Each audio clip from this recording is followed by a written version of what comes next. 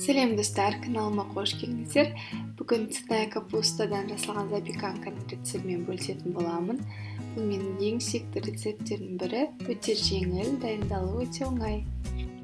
Ендеше мен бастаймын, ал сіз каналыма тіркеліңіз және де жаңа шыққан видеолардан хабардар болып отыру үшін колокольчикті басып қоюды ұмытпаңыз. Жуылған цветная капустаның артық жерлерін алып тастап, қолмен гүлдерге бөліп шығамын. Жоғары отта қайнап тұрған суға цветная капусталарды жіберемін, және де барлығы суға батып тұрғанына көз жеткізулеріңізге кеңес беремін. Бір шым тұз қосып қойсаңыздар болады. Жартылай піскен цветная капусталарымды судан сүзіп алып, ыңғайлы ыдысқа орналастырып, суытамын. Ал оған дейін мен заливкасын дайындаймын. Ол үшін ыдысқа жұмыртқа, қаймақ, майонез, горчица, кішкене тұз және қара бұрыш салып, бір келкі масы болғанша араластырамын.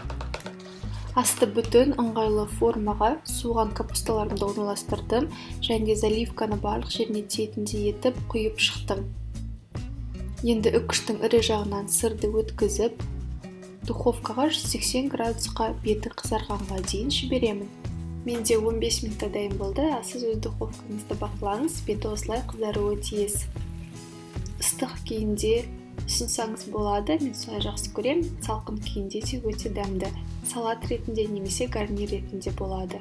Құрамдардың толық мөлшерін әдеттегідей видеоның төменгі жағынан көре аласыздар.